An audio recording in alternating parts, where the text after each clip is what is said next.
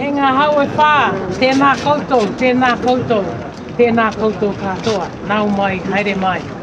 I'm honoured and privileged today to begin our conversation with a prayer, with a karakia. I'm honoured and privileged to begin our conversation today with a karakia, with a prayer. So if you mind, I am a Christian, so I will pray that way. But in terms of everyone's religion, I deeply respect that. E atua mawhi hoku mau I heni ki whakahoko a talanoa, ko hinga mau whia mau ai rau maari o maui, ko mau whia mau I toko ni. Ka taki o whakamama mai, ko mau hala. Ka mai mua I kuruku o ni nau heni, e whakahoko tō talanoa te mo minista. Ka mai I whonua, ko hinga ke mau mau, a maui o kukoa ia. O mau korenga I ni an, I hua pa sisu kalaisi. Amen. Amen.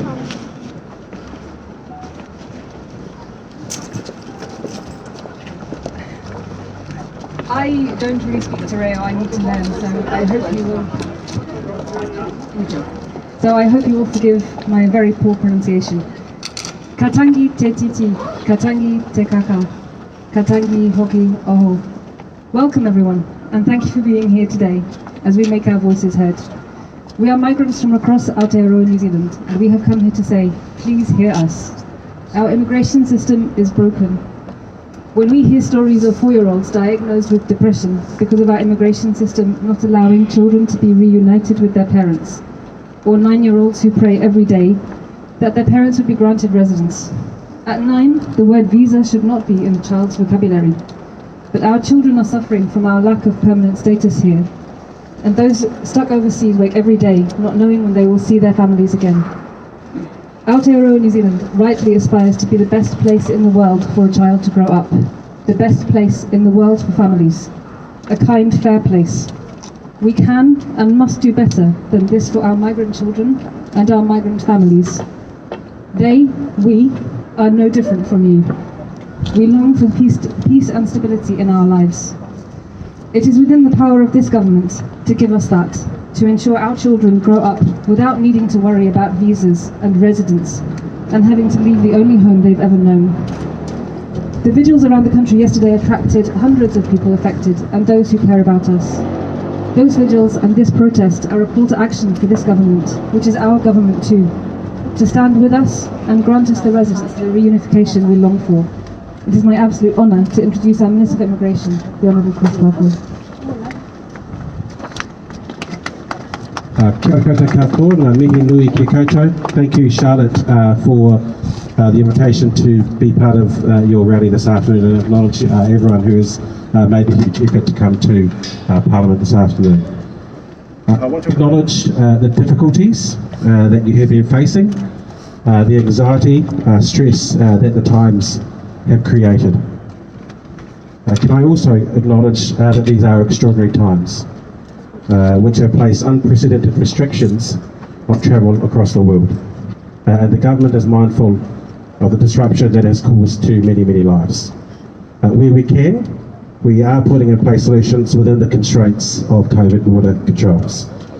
And as frustrating as they are, these border controls and our managed isolation regime are what is allowing all of us here in New Zealand to function in the relative freedom that we have and keep our communities safe from the virus. We need that position of strength to support our country's recovery and the ability for our lives to return to some form of normal. And the COVID Pfizer vaccine rollout and opening up the quarantine travel-free bubbles with Australia and the Cook Islands are steps in that plan to return us to post-COVID normality. I can assure you that every day the government is looking at more ways to safely open up our borders, while making sure that we do that in such a way that allows our COVID health response and the people who are charged with delivering the health response to be able to cope. I'm sure there will be opportunities in the future to make further entry arrangements as the vaccine coverage adds protections for all of us, both here in New Zealand and in other parts of the world which are still struggling to contain the virus. And we will look to use these opportunities to help more of you in our migrant community. But I need to be realistic with you. And others will say, open the borders to everyone who has family here and wants to be reunited. But it is not that simple.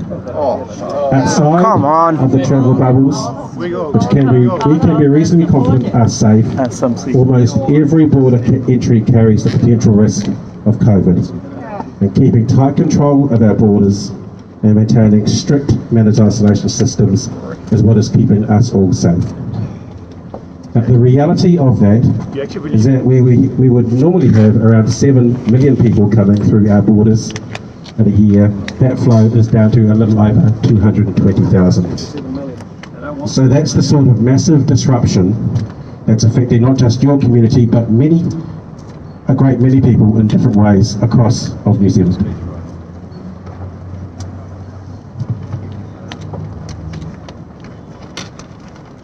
Now, to everyone here, I don't say that to dismiss the difficult situations that you and your families are facing. It is an acknowledgement of the enormity of the issue affecting all of us in very many different ways. And New Zealand is not alone. We obviously have other countries that have border restrictions, the likes of Australia, Singapore, the UK, Canada. They are all operating systems of control on who can and can't come into their country, while looking for opportunities, like here in New Zealand, to increase the numbers who can come in. So while I'm here to acknowledge the difficulties that you are all facing, I also acknowledge that I can't today bring you the news that you want to hear. We are acutely aware of the disruption that this is causing. And as I have said, we will continue to look at ways to adjust border settings to safely accommodate more people coming into the country. Again, I would thank you and acknowledge the difficulties, but thank you for coming here. Not good enough! Shame! Not good enough! Experience that you had. Thank you. Not good enough! Shame!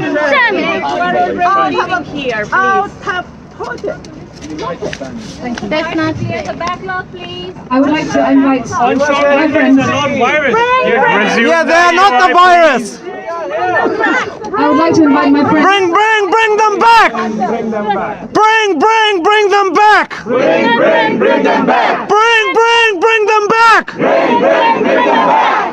Bring them back! Bring them back. Bring them back! Bring them back. I would like to invite my friend Antonia and her Kiwi son Patrick to come and talk to you. As you can see, she is here. This is not to do with border settings alone. We are here already.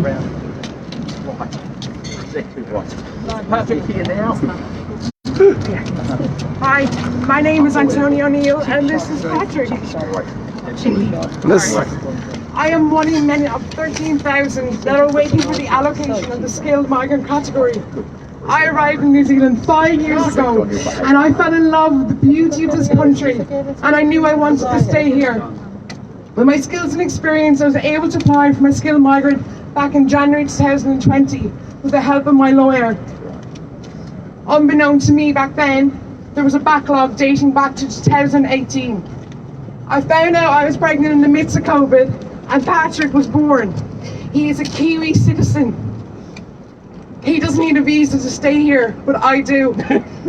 I've been patiently waiting, as I said, 17 months, just like everyone else. And I wonder how long I have to wait. Like thousands of other migrants, my question to the government and to the Minister of Immigration, Mr. Chris Farfai, is why?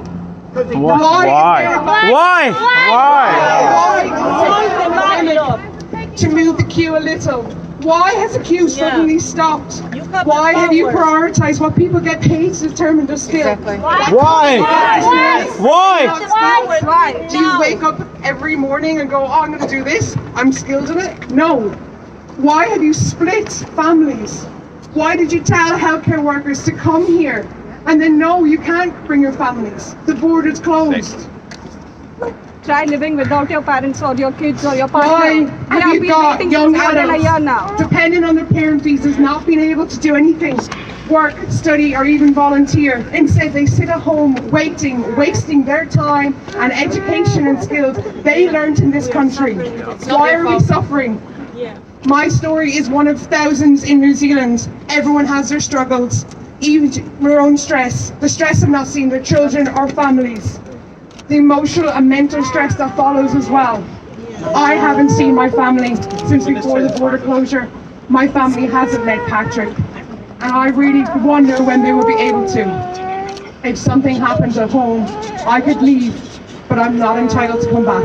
I'm not a resident, I'm not a partner of a resident, and the way you've treated split families, I wouldn't be able to come back in.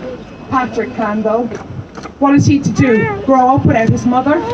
Meanwhile, the Wiggles, the TV crews and their nannies are allowed in. I wonder will they stay? My son is a New Zealand citizen, but without residency we may have to go, leave the country that he was born into, because immigration is so messed up here. Thank you.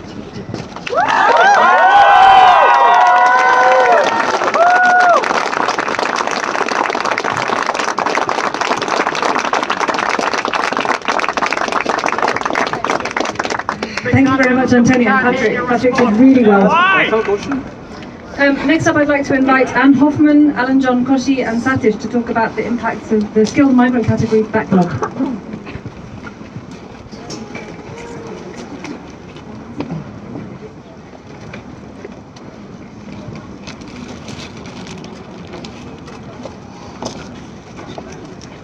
All right, my name's Anne Hoffman.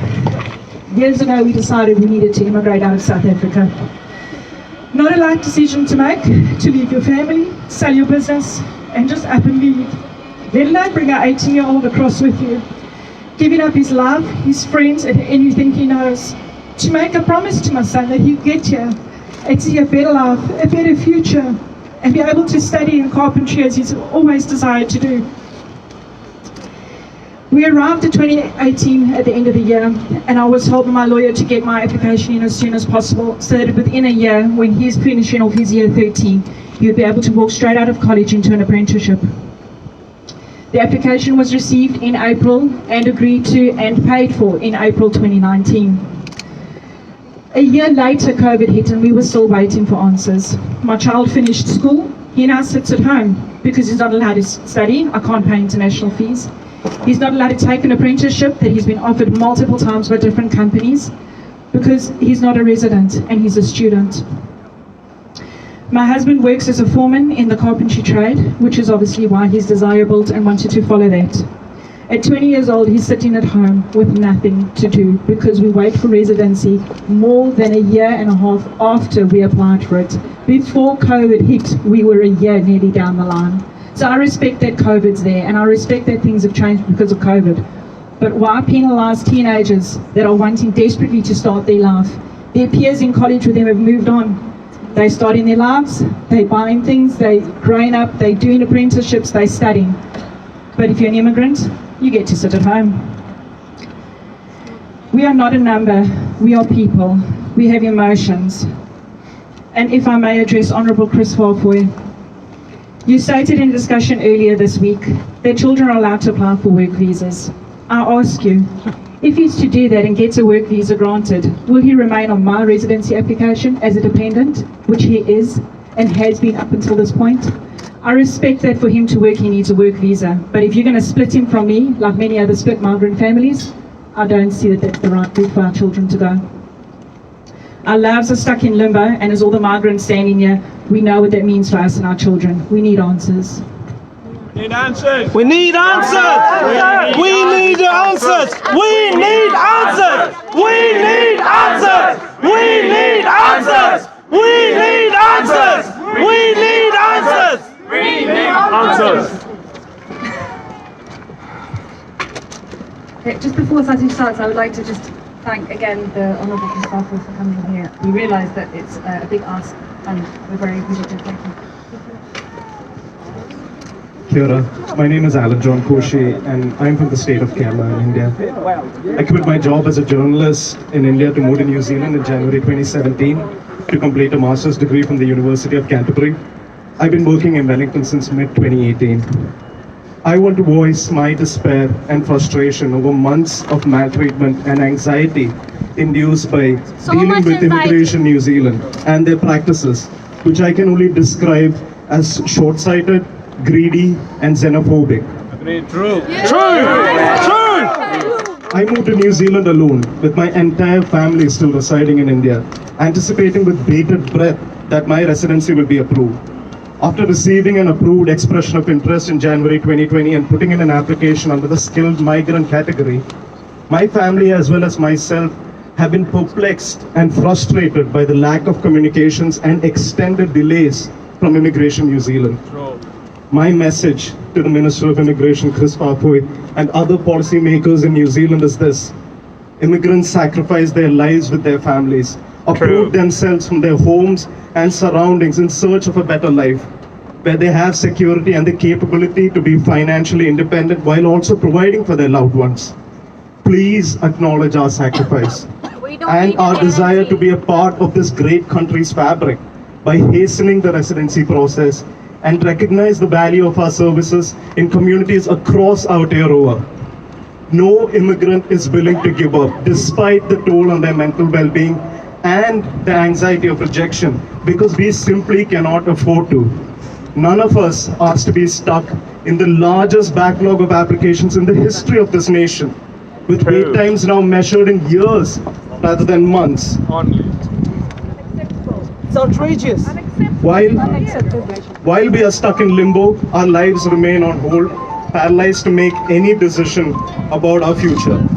Essentially, all of these debacles have created a migrant population that's left with few rights and at risk of exploitation, with no benefits to fall back on.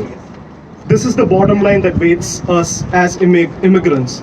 That despite working hard to meet all the relevant criteria, investing many years of our lives and all of our cash into New Zealand, and spending thousands of dollars in application fees, all we receive is mental distress and dehumanization.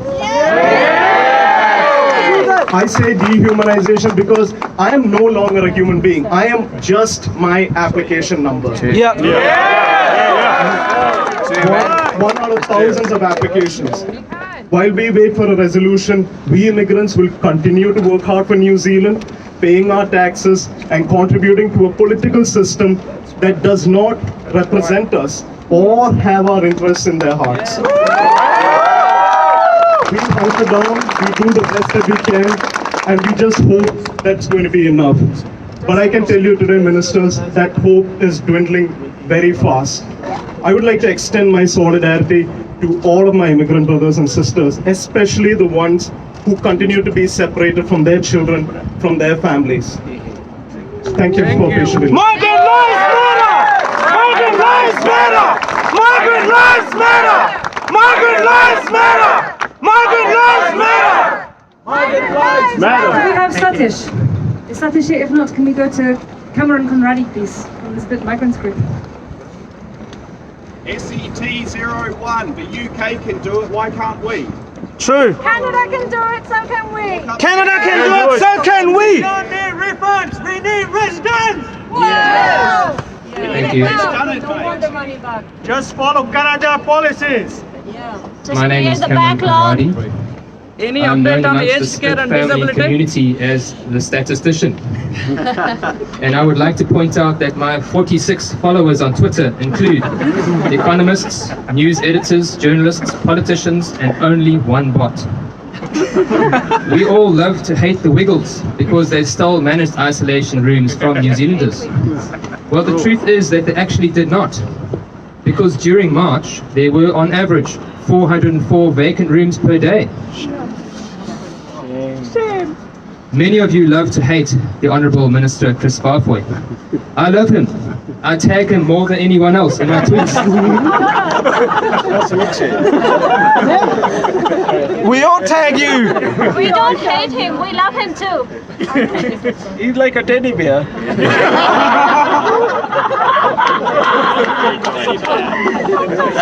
can do much more than that. How much more patience do you want from us? Okay, I will quickly relate my story, which is relevant because it has common elements to the stories of many others split from their families. Like most countries, New Zealand has a long-standing shortage of teachers, particularly in STEM subjects. My wife, who is also a teacher, and I were enticed to move here through active marketing by this government. Yes. There is even a dedicated government website, teachinNewzealand.co.nz. Really? And to spice up the deal, I was offered a total of $8,000 towards relocation costs. As a specialist mathematics teacher, I quickly received a job offer for a permanent position in October 2019 and did absolutely everything to honor that commitment and arrived on time to start teaching in January 2020. I was told by an immigration advisor that I would never have enough time to have my qualifications assessed, gain occupational registration, and visa approval. I resigned from my job and set about proving her wrong. I did it. As is the norm, my wife and son were due to follow me just a few months later, after wrapping up our affairs at home.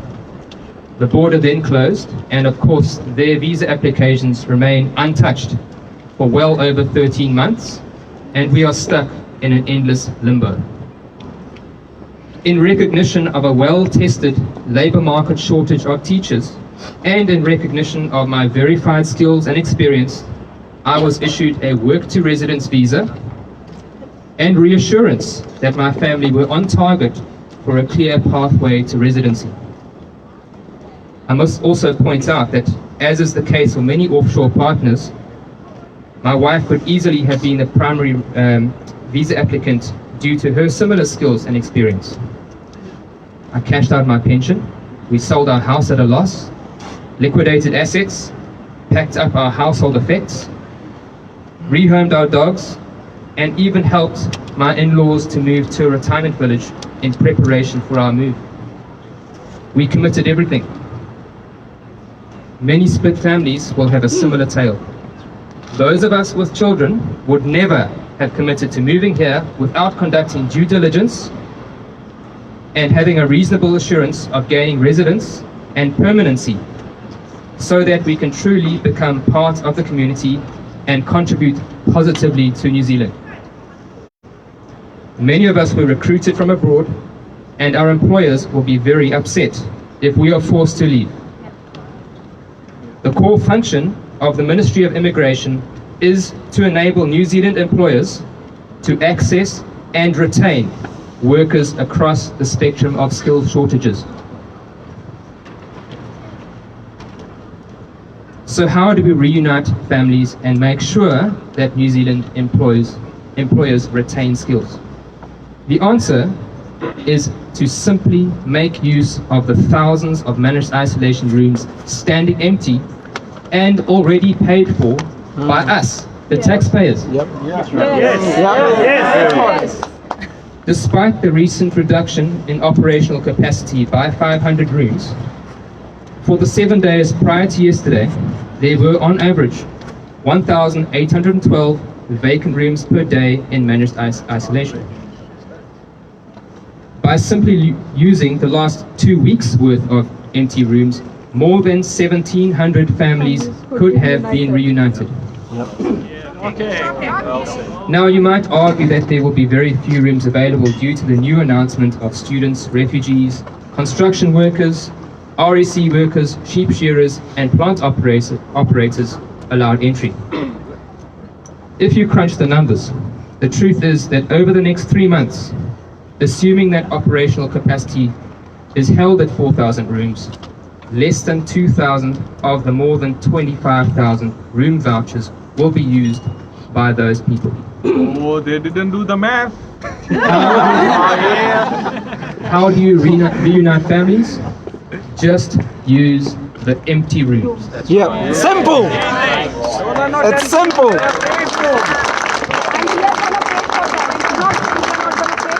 We have Eresha to also talk about split families with children. Is Eresha here? Eresha is here. Hi, Eresha. Honorable Minister and all my dear friends.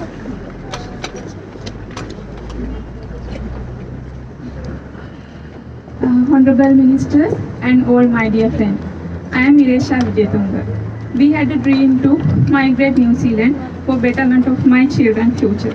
Me and my husband, we decided to select New Zealand as it is the safest, developed and beautiful country to raise a family. Further, I found that there is a good demand for the quantity surveyor, which is my profession for last 15 years. I am a 15-year experienced quantity surveyor. I had been worked Dubai and Sri Lanka for 15 years. So I left Sri Lanka along my husband, my daughters and my son. And at that time we not received our dependent visa. But after I reached New Zealand at 4th of March 2020, we received our dependent visa. Unfortunately, my family couldn't make to fly to New Zealand as that we had that very short time that immigration, the border closure happened around 20th of March, and we got the visa on 4th of March. So there was 2 weeks. Then it is not practically enough to prepare everything like this children getting officially out from school, and my husband have to leave from his office, his work, and also we have to get the ticket arrangement, everything. So I have now that 10-year-old my daughter and 5-year-old, 6-year-old my son, and they were 9-year and 5-year-old at that time I left Sri Lanka. So my daughter is very attached with me, and both of children are still anxiously waiting to come to New Zealand. Don't cry. Don't cry. Before I left for New Zealand, I had organized all the family luggage as it is. To me, it is kind of a mother work. Everything remaining luggage, and I know by now that some of my son and daughters' clothes and everything were not fit for them because they are now growing. Shana is now growing and is now that age where she need necessary to live with her mother. Now my husband cannot report to work properly as he is the one who care my both of children. Now my husband is doing the role of mother and father both. My daughter sometimes terrified by dream because she was used to sleep with me when I was there. Both my children now home school because we were expected to have been New Zealand by now, because that we thought it will happen day by day. We were waiting like from one event to other. Like we were thought before this last election it will happen. Then again we thought December before that Christmas it will happen. But nothing happened. But we were wait very patiently. We wait with our suffering. I struggle through the completion of Master in Quantity Surveying degree in Mysore University. It is a cost of 35,000, and now I am working pursuant to a 3-year post-study work visa, and I am currently working as a construction company as a quantity surveyor. Well done. And actually I got 2 jobs after I complete my degree. Whenever I work from last year May 20-hour work basis as a quantity surveyor. Actually I got it like I thought I lucky to get that my profession. But after I complete my master, I got one in Auckland and one in Tauranga. But I selected the Tauranga one because I thought, okay, Tauranga needs some skilled person, so I moved to Tauranga last month. So, however, I am living now empty and meaningless life without my husband and children. I have been suffering from depression, and I haven't been able to properly eat or do any interest or any entertainment thing. I am doing my best to keep my head screwed on straight as I currently hold the responsibility of my family future. I have applied many times for board exception to enable to family to New Zealand. I have been unsuccessful every time. And the last attempt was 30th April 2021, which was for temporary visa holders dependent. but that was also declined. Then I was so fed up. Actually, me and my husband thought, okay, this is our last time we will able to get this. But the reason was in that decline. You hold a relationship-based visa on 19th March 2020, but the visa would now have expired even if you had been able to travel to New Zealand earlier. Whose fault is that? So we got dependent visa on 4th March, and my initial plan was to bring my family end of the March because that time just 3 weeks. And for arrangement for traveling after receiving a visa, and it would be practically take at least a month. So that some reason which it is not it is difficult because that as I saw take that officially take the leave from my schools and book the flight ticket, and at that time I was living in a single accommodation and I need to have a family accommodation, and so despite of the above practical reason, I was bringing them as soon as they got the visa. Actually, if I knew that that border will going to close, I will do it in anyhow. I will pay full that maximum amount for the air ticket, and I will arrange everything because I never lived without my daughter and son. Even for 1 day before that I came to New Zealand. So I am very, very kindly requesting to this all honorable ministers and that immigration responsible parties to please give your attention to be reunited with this our families. I am talking about all of these mothers who lost their children. Thank you very much. Enough is enough! Enough is enough! Enough is enough! Enough is enough! Enough is enough! Enough is enough! Bring them back. Bring them back! Bring them back! Bring them back! Bring them back! Bring them back! Bring them back. Bring them back! Bring them back. Bring them back! Bring them back. Bring them back! Bring them back. Bring them back! Bring them back. Okay, so my turn again. I will keep this brief because you've already heard from me, but I thought I should share my story. My story is that my family and I are in the suspended expression of interest queue, along with around 7,000 other applications. 9,000 now. Is it 9,000? 9,000! I'm here today with my husband and my daughter. I can't see them right now, but they are around somewhere. We arrived here in October of 2019, having sold our house in the Netherlands, given up our jobs and said goodbye to our families. My very talented husband was offered a job just before lockdown and was able to start that job in May of last year, as INZ wasn't able to process our visas during lockdown. I was offered work last July. Fairly immediately we got together documents for our residence and applied in September last year. We have between the two of us 220 points as skilled migrants, and it used to be the case that we could expect our residence to be processed within months. But since there is no new planning range for the residence programme, everything has ground to a halt. We have no idea how long it might take to get residence.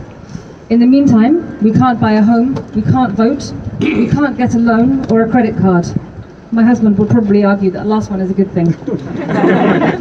In all seriousness, this has had a huge impact on our lives and on our daughter's life. She was 3.5 when we arrived. Aotearoa is really the only home she remembers. I know we lose patience with her more quickly than we should, and I know it's because we live with a constant hum of stress about whether we'll be able to stay in this beautiful country, a country we dreamed of settling in for several years before we finally came here. We feel that she is paying a price for our decision to come here, and no one wants to feel that they are harming their child, particularly when the main reason we moved here was for her, to have an outdoors childhood, feet in the sand at the beach. She recently started school at Paikokariki, which she loves. I'm sure she's missing being there today, but we wanted her to join us. As we say to this government, please hear us. We chose this as our home. We contribute in any number of ways. volunteering, working, paying taxes, treating the sick, teaching our children, caring for our elderly. We can do better than this. The Minister, you have it within your power to grant us all residence with the stroke of a pen. Use those powers. Use those powers! Use those powers! Use those powers! Use those powers! We know that the immigration system here is broken. We feel the effects of that every day. We welcome being part of a longer-term conversation about immigration here. But we are already here. This is such an easy fix. It's not climate change. It's not systemic racism. All this takes is the willingness to do what is kind and what is fair. This is a humanitarian crisis in our own backyard. And because we can fix it, we must. Thank you.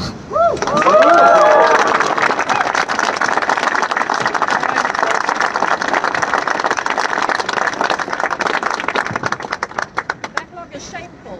We are now going to have 2 years is too much. Erica Sanford.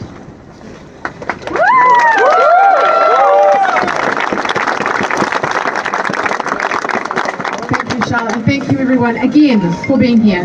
Can I just start by saying you shouldn't have to be here today. When you were here last time, you asked for a select committee inquiry so that you could have your voices heard.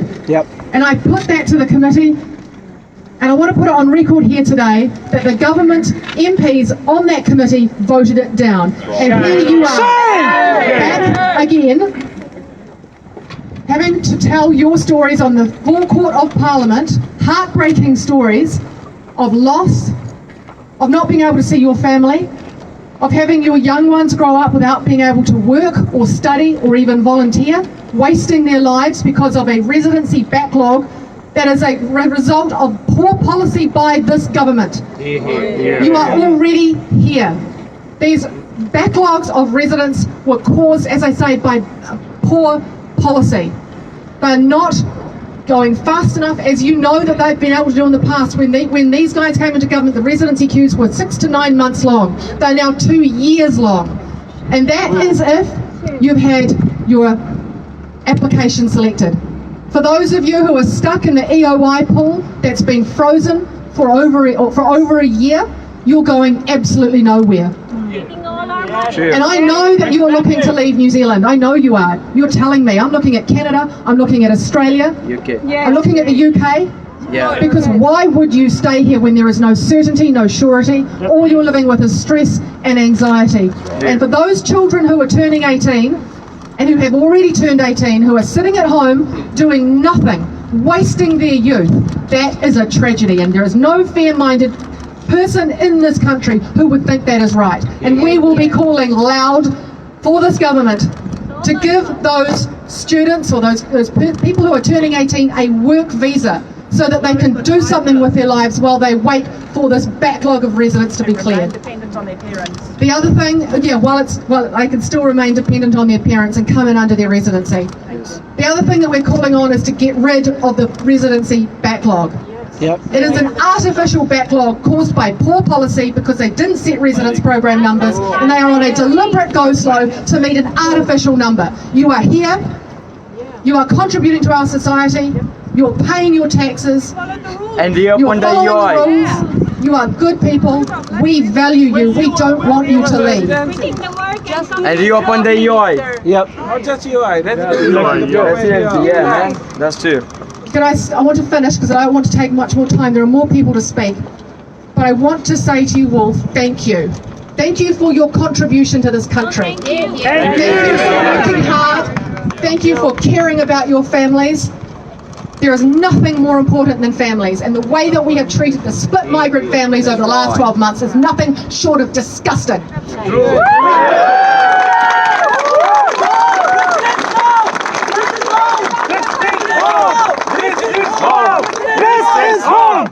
We knew right at the beginning of COVID that there would be a few months of disruption, but there is no reason right now why you are still separated from your families. There is no reason for that. And the announcement that we heard a few weeks ago was not a real announcement. Because that story was more about who was left out than who was left in. There were so many fine print details in that announcement that meant thousands of people would not be reunited with their families. And here you are all today to remind us of that. I have just one question. Does it mean that if you earn more, you love your partner more, and if you are not earning more, you hate your partner? $106,080 This lady is makes worth an your life. excellent point. For those of you who didn't hear it at the back, Do we love our partner? if you earn over $107,000, you must miss your family more than those who don't. The teacher's salary, like Cam Conradi, you clearly don't miss your children as much as the person earning over 107. Another disgusting move by this government. All migrants miss their families. All migrants deserve a roadmap to reunification so they know when they will see their families again, and that is what we demand from this minister. It should not be.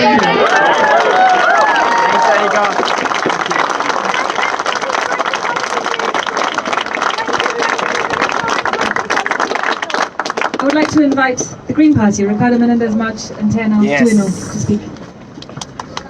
Go Ricardo! First of all, just a big thanks to all of you for the pressure that you've been putting on us at Parliament to act quickly and swiftly to fix our broken immigration system. And look, I do want to acknowledge Minister Fafoy for fronting up and for actually listening to the stories. Thank you for that. But what I do want to say is, what I hear from the stories that you're sharing today and for the past year is not that you want to open the borders carelessly and risking public health response to COVID. Exactly. What you are calling for is an approach that fixes our immigration system, that fixes the backlog, and that gives you a pathway and certainty about when you will be able to be reunited with your families. The ability to be reunited with your families is not dependent on your country of origin. I am appalled at the discrimination that non-visa waiver countries face when applying to be reunited with their families. I'm appalled at the fact that migrant exploitation is happening on government-led projects because people don't have the legitimate legal rights to work in this country. This is a matter of you being able to participate fully in society. And if we do have a resurgence of COVID-19, you are one of the people that are most at risk and most vulnerable because you cannot fully participate in the response to the pandemic. So it is imperative that we follow the approach that some countries have taken and move towards having pathways to residency, to acknowledge not only your ability to participate, but the contributions that many of you have done during the pandemic as essential workers and at the front line of our response. It is our duty to ensure that we respond with kindness and fairness and that we mend our immigration system right now. We cannot wait for inquiries to give us the answers when we know the answers, that pathways to residency is the right thing to do for your communities. So we'll keep fighting hard to ensure that we achieve this outcome. We're very thankful for the thousands of people who have supported our own call for pathways to residency and amnesty for overstayers to decouple work visas and for skilled migrants to not be just seen their worth based on their salary.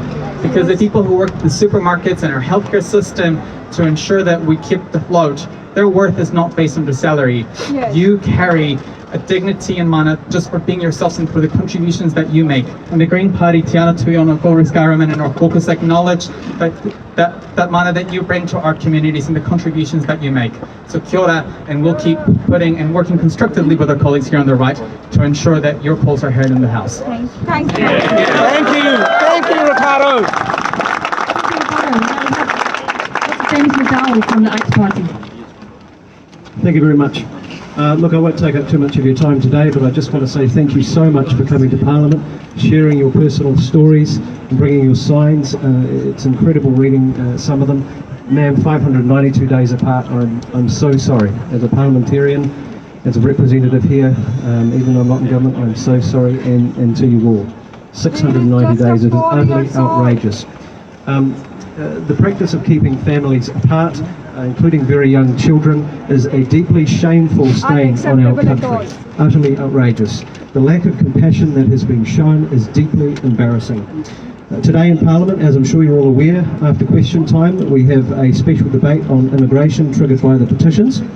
And so I encourage as many of you as possible to come into the public gallery just to put a face to the stories that MPs are reading and to show solidarity, but also to show strength, because we definitely need that. I want to thank the organisers here who are putting on these events. It is vitally important that you're here lobbying the government for change. And credit where credit's due, I just want to say thank you to Erica Stanford of the National Party, who's doing an incredible job on immigration. And I want you all to know that ACT has always been a pro-immigration party. We have opened up another front on the government on these issues. So we're here to support you, and thank you so much. Thank you.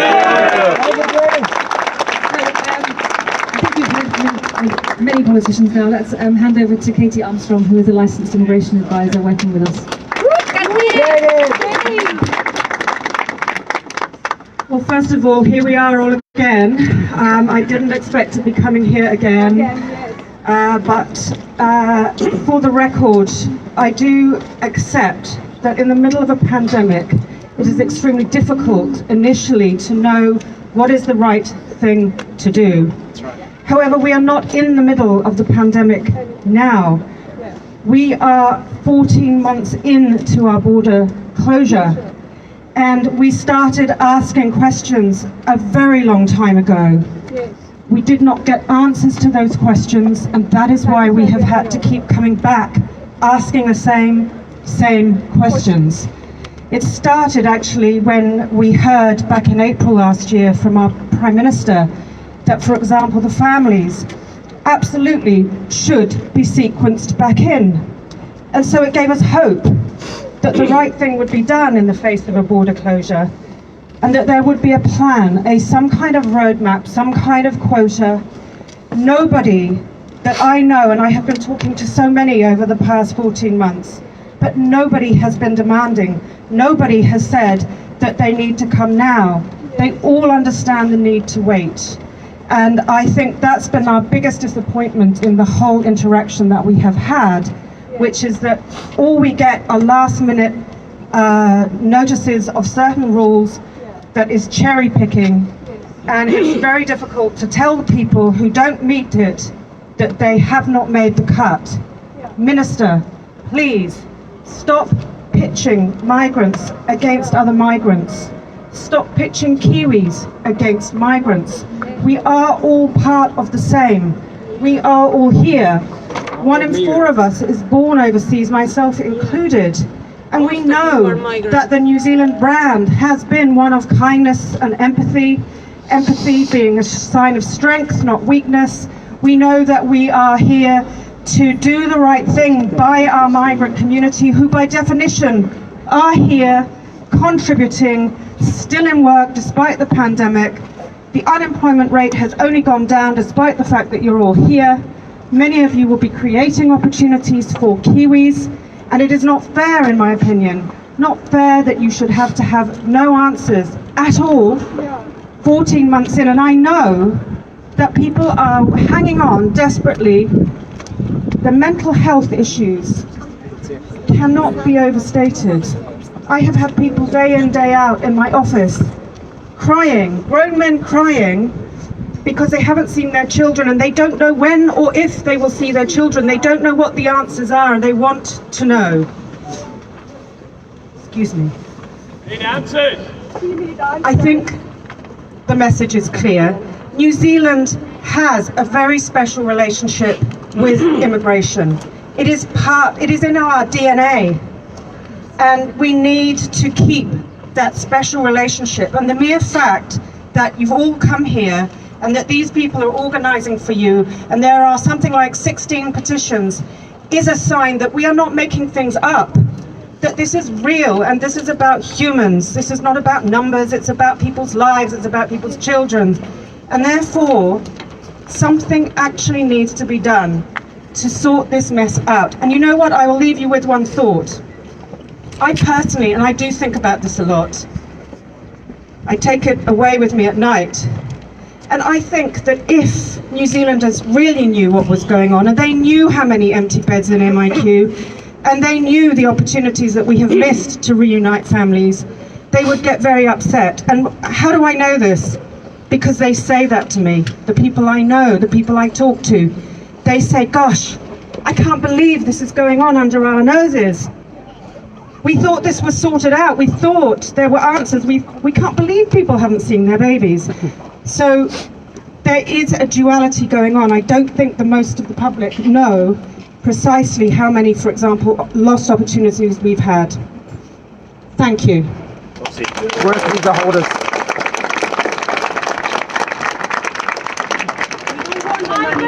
Offshore, bring them back. Bring them back. Bring them back. Bring them back. Thank you, Sher. Just before everybody goes inside, I've been asked to mention the offshore migrants who are not necessarily split families, but who also would normally be residing here and would normally have a right to come back. Practice what you preach. Are you racist, Chris? Visa, non-visa. Come on, Okay. mate. Everybody's equal. As a nice little interlude, we would like to invite some music from, and I can't pronounce your name properly, I'm sorry about them, Sharam with Kune Ma, which is a song from Iran. He's going to sing in Persian, and it is about home, the importance of home. Thank you.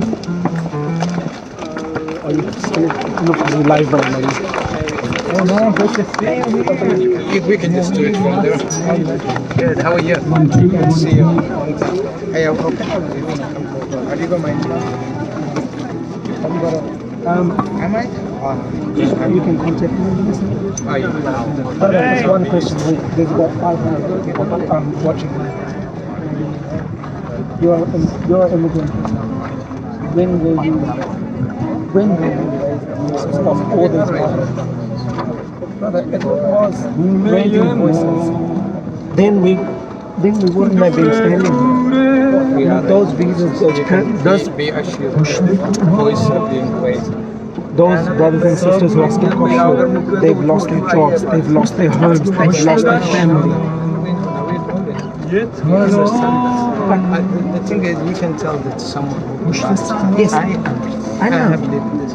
And but what the 17 years, I'll tell you what, I haven't seen my family because of the situation. So I know, I understand the pain. But we are recognized. But then the thing is, I don't ask me and Not finished yet. Please hang on. Stay here. Not finished. We've got more speakers. It's just that the evidence has to go back. So please stay on. Thank you. yeah, you can tell this to someone that was out. I think will be out. Okay. But shit, I know the reality, but all we want is the communication. Don't assume that we know. Communication. Communication to those brothers and sisters who are also these brothers and sisters that are here. And I know you are the best man that can do it. Right. Look, We have worked together. and there are a lot of best people on my side that are trying to really feel about this. And every day, as he said, Chris, I'm trying to remind him that you're trying to really hear about this. And every day he's raising this. So Okay. let's go. I'm coming to Oprah to catch up. Catch up, definitely. Yeah, I'll message you.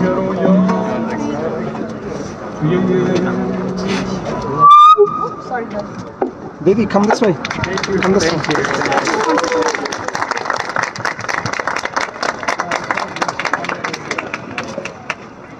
Is there going to be another song? Oh. Okay, thank you. We're not quite at the end yet. We have, I think, Mike Treen from the Unite Union somewhere with us. Where is Mike? Panic. Speak from the cage. Release Mike. I was hoping to be able to lecture on some of the MPs, at least a few stayed behind as well. I'm a union representative and many of my members are migrant workers in the fast food, hotel and hospitality industry, and I've gone through the pain of the rules being changed on them after they have devoted large parts of their lives to the process of getting residency, the coming here as students, becoming managers in a fast food company, and then suddenly, no explanation, fast food managers no longer qualify for residency. A liquor shop manager can qualify for residency, but a fast food company manager cannot. The system that has been created is now broken. We went from, I'm going to use a couple of figures because I think they're telling, right? We went from, in the year 2000, we issued 40,000 temporary visas a year, 40,000 permanent visas a year, 40,000 student visas a year. You had a chance 2 decades ago, to be able to, if you came as a student or a worker, to maybe transition to residency with luck and hard work. 20 years later, pre-COVID, the 40,000 temporary visas had gone up to 250,000 temporary visas. 600% increase. The student visas had gone up from 40,000 to over 100,000. 250% increase to help subsidise the public education system with your money. And the permanent residence number went up 0. Zero. 40,000 a year, every year for 20 years, and yet for 20 years, both governments were telling students and workers, come, come, come, you have a chance. It was a lie. They stole your money with a lie. They stole your money with student fees to subsidise the public education system, and it was a lie for a lie. They make you pay fees every few months and make you reapply and apply and apply and reapply when it was impossible. When it was impossible actually to transition with those numbers coming into the country. Well, those numbers have now stopped. We will never be bringing in tens or hundreds of thousands of people, well, not for years, on temporary visas again. But those who are here, this gives us an opportunity. First of all, for those who are here, that everyone who's here who wants to stay should be able to. It's simple. All the government has to do is say everyone who's in New Zealand who wants to live here permanently, register, and we'll go through the list. So long as you haven't killed anybody, we'll let you. That should be the only criteria, in my view. Why? Why stop anyone who wants to live here? We shouldn't be fighting what sort of visa we want. Doesn't matter. But then if you want to stay, we should be lucky to have you. We should be encouraging you to stay. We can't replace you. Every employer in the country is screaming they can't replace, they can't find labour. And now they start deporting people for overstaying their visa. It's nuts. Right? There's a solution. Pathways to residency for everyone who wants it. Amnesty for those who have overstayed. Fix it now. Fix it now! Thank you very much, Mike. Fight back! Stand up, fight back! Migrant rights are under attack! Stand up, fight back! Stand up! Fight back! Stand up! Fight back! Stand up! Fight back! Stand up! Fight back! Migrants united! We'll never be defeated! The migrants united! We'll never be defeated! The migrants united! We'll never be defeated! The migrants united! We'll never be defeated! The migrants united! We'll never be defeated! Bring them back! Bring them back! Bring them back! Bring them back! Bring them back! Bring them back! Wow! Love it! Okay, our last but one speaker is Aaron Hunt. Aaron is also a licensed immigration advisor, a little bit like Katie, and also passionate about the migrant cause. Thank you, Aaron. Lawyer, but close. It's hard act to follow. I've got to say, Mike's a great speaker. It is heartwarming to be here, but also heartbreaking. It's great to see everyone coming together to sort of for this common cause, and obviously a lot of passion, a lot of pain here, and that's the heartbreaking part. There's actually a need to be here today. This separation of partners, that's what I want to talk about today, is just heartbreaking, because the people are here, they are contributing, they're a part of this country, they've come here for a reason. They come here with the trust of the government. They will back their relationship, back their family, back their future here, and they're being let down. They've come here, they've applied, they've done what they're required And we hear and we understand that there is a COVID outbreak, there is things happening, but there is also a path forward and a way of doing things going forward. So many have a plan. I've got to say some very bad words here. A number of you will, don't want to trigger people, but living together. Living together is the most frustrating word that I've heard in the last 2 years. And I get asked that a lot on YouTube, what does this mean? What does it mean this week? It's constantly changing, constantly getting harder. There's requirement to prove to immigration that you and your partner are living together by their standards. And for those of you who come from cultural areas or religions where that was not an allowance, or that's something that you've only done for a short period of time, you need to prove to them in 3,000 characters or less that you have lived together, that you meet the standard that an immigration officer is being forced to enforce. Despite them having kids. Despite them having kids, yes. Yeah. Well, I have one person who spoke to me, 10-year relationship. People in different religions, but they spent 7 years convincing both families that they were in love and they wanted to be together the rest of their lives. They got married, they spent several months together. One of them came to New Zealand. Immigration sits in New Zealand and says, no, I'm sorry, you're not genuine and stable. Because 10 years isn't long enough. We have Rob. Rob is a New Zealand citizen. He has a solo father, 3 children here. He works in essential services. He keeps the power on during the pandemic, during the lockdowns. He was out there working on the lines. One of his children is disabled. So for him going overseas to bring his partner and to get that time together is not an option. So he applied and said, look, I need my partner here to help me, to be there, to support me, to help me with my disabled child. As a solo father, we won't work. And we said, no, you haven't lived together. Or you haven't lived together long enough. You're not genuine and stable.